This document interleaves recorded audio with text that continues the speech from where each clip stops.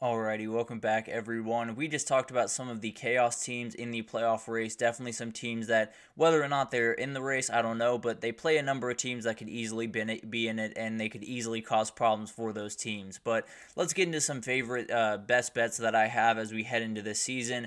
There are a number of win totals that I like the over in. There are a couple of Heisman picks that I think are worth looking at, and then some championship picks that I'll get into at the very end. But let's go ahead and jump in here, and let's start with some win totals. And overall, I think you have a number of different teams to choose from. I'm doing all of the overs today. Maybe I'll do another segment a little bit later in the week that has all the unders. Who knows? But at the end of the day, I'm going to start with USC. I talked about them just a second ago. I am higher on this team than a lot of other people are. I think USC has 4 games that I look at right now and I just don't like them in. I think when you look at LSU, the first game, don't necessarily love them in that game, although that's a total toss-up. Easily could be a USC win.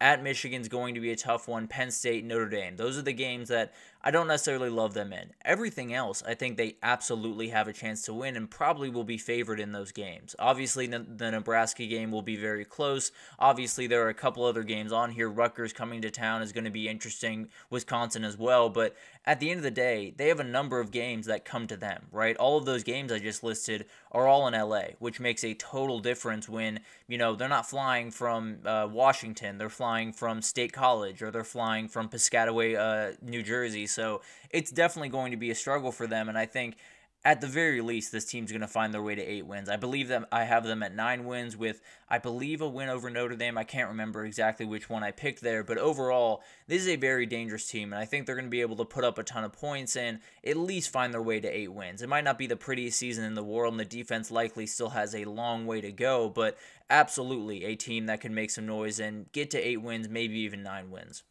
USF is the other one I want to talk about. This is one that I'm shouting out a little bit Ohio State here for over at Barstool because he gave a little bit of a bet. This was actually USF over 7, which is even nicer. But at the end of the day, I do think this is going to be the pick. They have at Bama. They play Miami at home, Memphis at home, and then go to Tulane.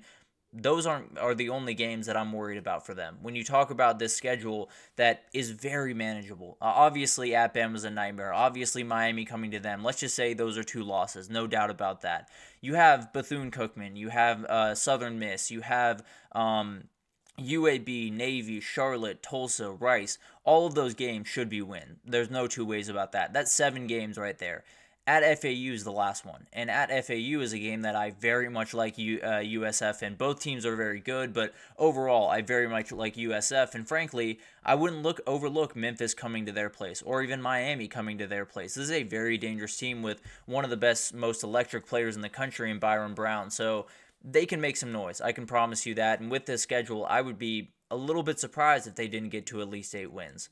Colorado over 5.5 is another one that I like. I think you look at this team and there's some questions. And frankly, this schedule is not easy by any means. There is definitely a tough schedule here and they have somewhat of a narrow road. But at the end of the day, Shadur Sanders is going to make plays. There's going to be a couple of games this year where they're playing a Kansas State at home or they're playing, a Utah at home, and they're playing much better football than people expect them to play. I don't know if they're going to win those games, but you look at a couple of games that I think they're almost definitely going to win, and if they don't win, then something's gone very, very wrong. North Dakota State, I've talked about it a lot. It is a sketchy game. They should be able to win it. Going to going to Colorado State is one that obviously gave them trouble a year ago. They're a much better team. They absolutely should win that game. Baylor and Cincinnati are 2 ones that they should win as well. Then you have, at UCF. Then you have a Nebraska game that absolutely could go your way. You have, Kansas State. You have at Arizona, which is an interesting one. At Texas Tech. So there's a couple of games that they can pick off here. I have them going 6-6. I think they could go 7-5. They're going to be able to steal some of these games that you wouldn't expect them to because of the prerequisite talent level at the quarterback position and at some of the skill positions. They're going to be able to make some plays against the Utahs and against the Kansas State and the Oklahoma States of the world. So maybe it's not the prettiest season. Maybe it does end on a little bit of a skid. But overall, I do think there's a team that gets to at least 6 wins and likely 7 wins this upcoming year. Georgia Tech over 4.5. I just talked about them a little ago. This one feels like a layup, if I'm being totally honest, although it is a incredibly tough schedule. I'll be totally honest. When you have Georgia, but you have 4 wins. You definitely have 4 wins in Georgia State, VMI, I think Duke, and Syracuse. Those are all games that you should be able to win. Now, Syracuse is a little bit more sketchy. There's no doubt about that, but definitely is a game that they can win. But then you got to find a win between Florida State, at Louisville, at UNC, which frankly they've won quite a bit in the past, at Miami, or Miami coming to them, which is a very interesting one given what happened last year, and NC State. Those are the games that you have to find at least one win in, and frankly, I think they're going to make a bowl game. I think they're a very fun team, and kind of like that Colorado team, obviously a very different scenario, but like that Colorado team, they're going to be able to stick with teams that are just better than them, that are more talented, that are more deep, and in that Florida State game, that one's really interesting because Florida State has so many things changing. Georgia Tech doesn't. They have so many things staying the same, and they are going to be a dangerous team this upcoming year. And then finally, Florida. Florida at 4.5 wins. The schedule's a nightmare. I totally get that. This is a much better team than people are giving them credit for. I understand that Miami game might not be a win, but you have at Mississippi State. That should be a win. UCF should be a win. Kentucky should be a win. Samford, if it's not a win, we got a whole other problem going on in Gainesville. So overall, you got 4 wins right there. And then you have games at Tennessee that you've been able to win in the past. You have a game, Texas A&M coming to you, a new coaching staff, a lot of new things over there. Definitely one that they could be able to win. LSU comes to you. Ole Miss comes to you. There is a number of games here where maybe you look at it on paper and it doesn't look the greatest for Florida, but they're going to be able to find a way to win these games. And frankly, I think they're going to get to 6, 7 wins this upcoming year because they have a very talented team. They just need a couple of things to go their way. So maybe it's not, the prettiest thing in the world, and maybe they bounce around a little bit, lose to a couple of teams they shouldn't, but beat a couple of teams they shouldn't beat. So definitely going to be a really fun team to watch, and I think they'll find their way to at least 5 wins this upcoming year.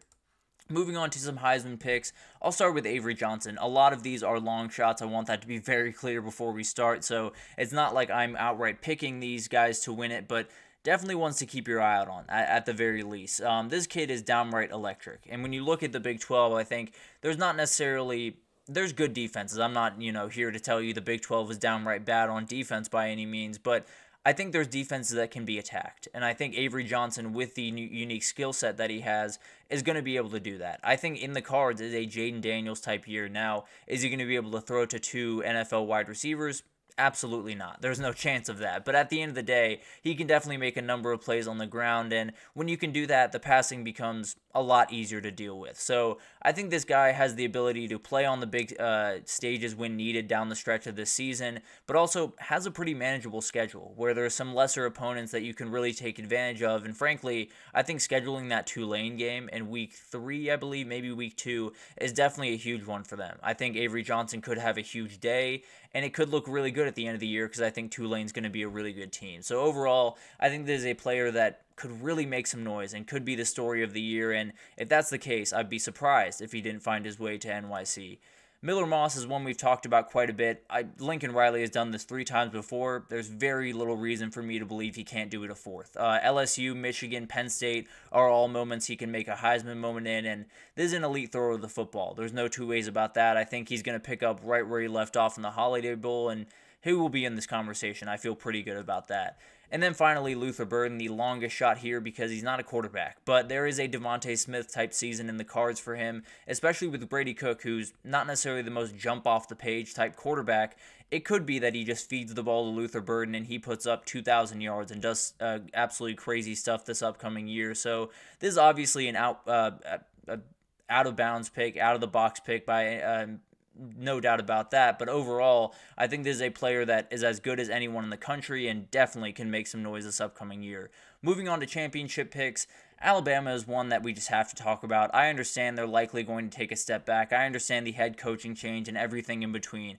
This is a really talented team, and I just watched a coach that just competed for a national title, just played for a national title in Kalen DeBoer, take over a more talented team. So if you look at it through that lens, it is a very different conversation, obviously. So I think this is a really, really fun team. I think Jalen Milroe is one of those players that can hit it really, really big. I don't necessarily think he's the most elite player in the world, but let's just say his passing gets 15% better.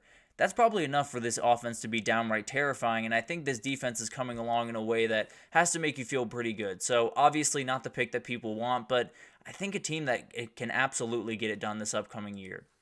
Tennessee at plus 3,500 is a very interesting team. I think for the most part, at least, when you look at, what you need to win a national title, top 20 defense, top 10 offense gets you at least in the conversation. Tennessee has both of those, as far as I'm concerned, or at the very least has the ability to have both of those. The top 20 defense, I feel maybe a little bit better about because of James Pierce Jr., but the top 10 offense, you got to have Nico Iamaleava come along and possibly have a Hendon Hooker type season, but I think he has better wide receiver talent. I think he has a better defense, so that definitely helps this team be a little bit more dangerous, and frankly, I think when you're looking around trying to find that Cinderella run type team, this might be the team you want to look at. A very, very fun team, and one that, if they get into the party, could cause some problems for a lot of people. I'll just leave it at that for the time being. And then Clemson is a team we got to talk about. I understand they're going to be doubted. I understand people are going to make fun of Dabo Swinney for not using the portal, and I don't love it either by any means. But they are a team that has a lot of things in place. They have a defense that is going to be one of the tops in the country. The defensive line is going to be absolutely monstrous, frankly. And if Cade Klubnik can get 20-30% better at hitting his spots, at being on time, at running this offense efficiently, they're going to be able to score points. It might not be, the gaudy offensive numbers that you've seen in the past from some national title winners, but they're going to be able to score, and they're going to be able to hold teams to not a lot of points, and maybe it's ugly wins, maybe it's not the prettiest season for Clemson, not a Trevor Lawrence 2016 type year, but there will be plenty there, or 2018 type year, apologies, but there will be plenty there, and definitely a team that can make some noise, and if they play defensively lights out, they can do a lot of really special things this upcoming year.